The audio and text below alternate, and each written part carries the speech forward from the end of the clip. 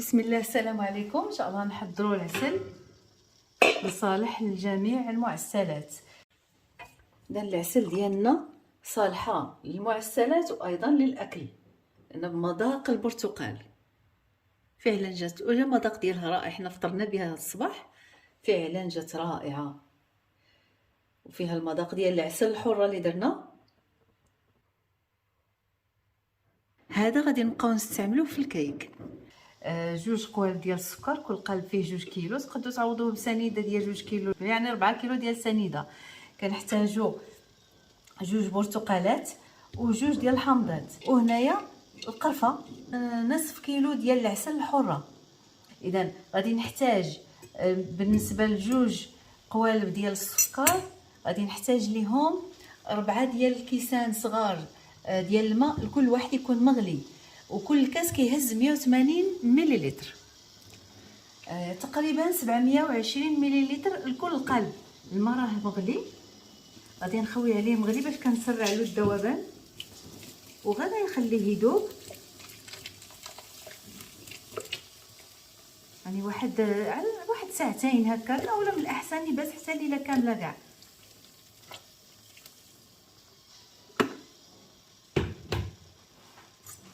كنحاول ننزلو الى ها هو بدا كيذوب في البلاصه، بعدا غير في الجناب،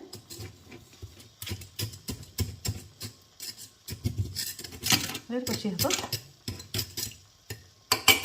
هذا غادي نخليه حتى يذوب، ندوزو للمراحل.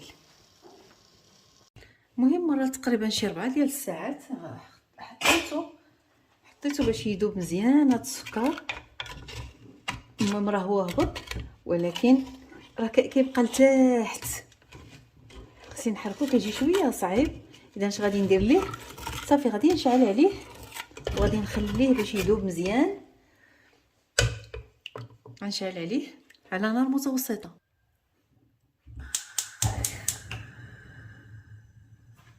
صافي كل مره نبقى نحركو حتى يذوب السكر،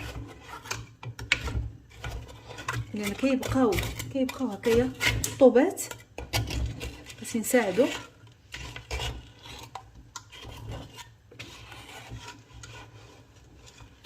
اذا انا معكم حتى يذوب لي السكر، وكنساعد بالموس، كنساعد هاد الطروفه الكبار اللي باقي ما تحلوش، كنساعدهم باش يتفتتوا.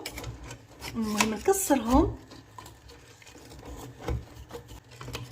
هاد الموس راه المنشار تيساعد، وضروري ديروا طنجره بحال هكايا عاليه، يعني مرفوعه، خاصي ضروري مره بقى نحركو حتى يذوب كامل. المهم مع المراقبه. صافي هو داب.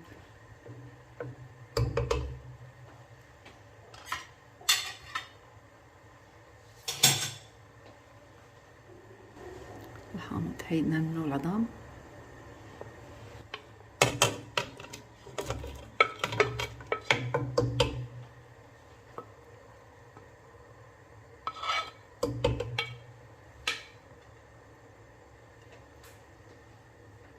الليمون نفس الشيء حيدنا منه العظام.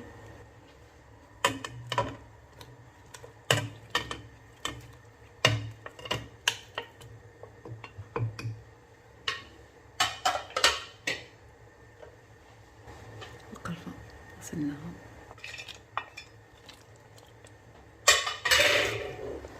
غيطيب 45 دقيقة على نار متوسطة مع المراقبة والتحريك.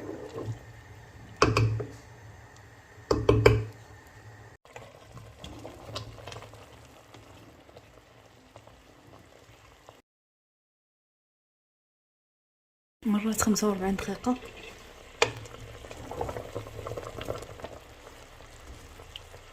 خدا اللون،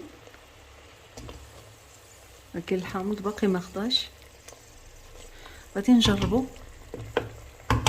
نجيب طبسيل عندي في المجمد، طبسيل بارد من المجمد، مدة 10 دقائق.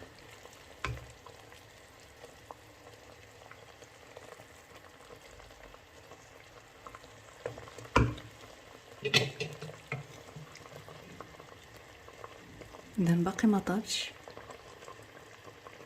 ما طابش، غنزيد لها 4 ساعات. ملي بردات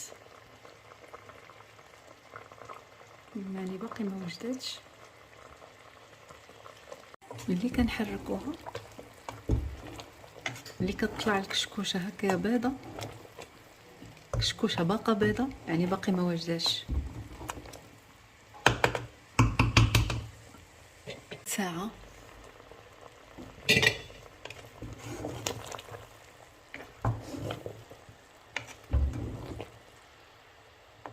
المهم بدا كياخد اللون،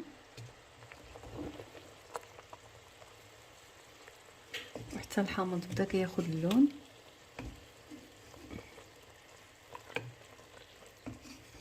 حتى الحامض بدا كياخد اللون. غادي نجيبو الطبسيل من المجمد.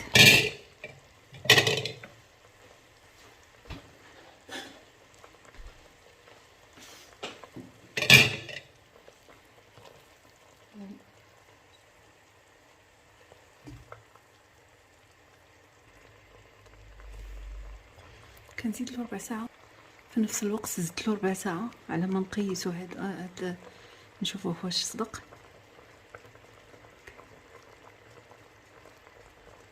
باقي له شي شويه، اذا ربع ساعه اخرى.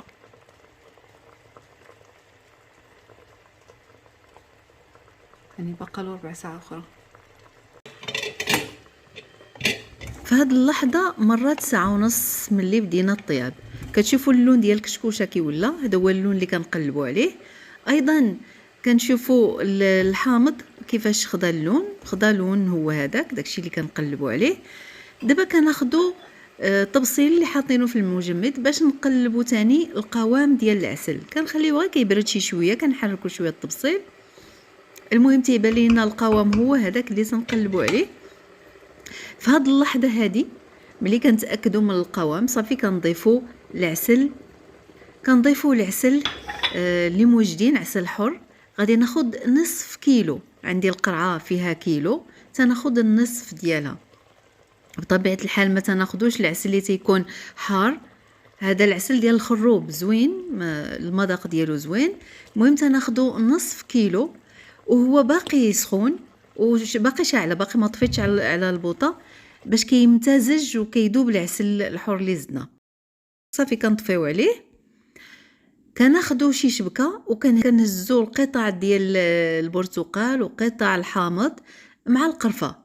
المهم تنخليهم حتى هما على جنب، نغطيوهم ونحطوهم يبردوا.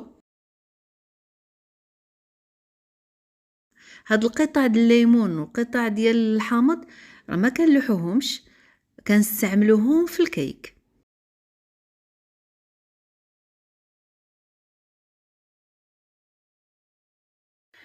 مرات ليله كامله راه درت عليه توب باش البخار كامل ديال العسل يمشي للثوب وما يرجعش عليه.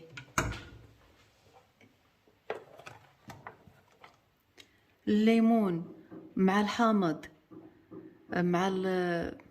مع القرفه اذا هزيناه قطرناه وحطيناه حتى هو برد، هذا غادي نبقاو نستعملوه في الكيك اولا تزيين الكيك اولا حتى في داخل الكيك. كناخذوا فقط مثلا غير طرف، كنديروه في خلاط مع الزيت والسكر والبيض مع المقادير. المهم اللي غادي يكون سائل كنطحنوه مزيان وكنديروه في الكيك، كيجي رائع، تيعطي واحد المذاق من ديك الشيء الرفيع. اذا كنحتفظوا به ما كيضيعش. بالنسبه للقرفه نقدروا نضيفوها للقهوه، يعني حتى حاجه ما غادي تضيع. اذا كنغطيوه ونخبعوه لاستعمالات اخرى. اذا العسل ديالنا من بعد ما بات ليله كامله كنقلبوه، راه ناجح رائع وحتى المذاق ديالو جا رائع فعلا.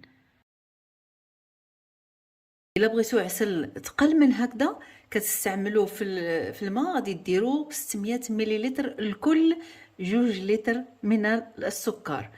بالنسبه لي انا استعملت 2 كيلو ديال السكر 720 مليلتر وصالحه لجميع المعسلات. ملي كنتقلوها اكثر كتكون صالحه للشباكيه 100%. بالنسبه لي انا هاد العسل هادي نقد فقط غير نسخنها شي شويه على ما تغلى، غير تغلى كنخوي فيها الشباكيه ونخليها تبات ليله كامله وصافي كتصدق مزيان. إذا العسل ديالنا صالحة للمعسلات وأيضا للأكل، لأن بمذاق البرتقال فعلا جات، وجا المذاق ديالها رائع. حنا فطرنا بها الصباح، فعلا جات رائعة، وفيها المذاق ديال العسل الحرة اللي درنا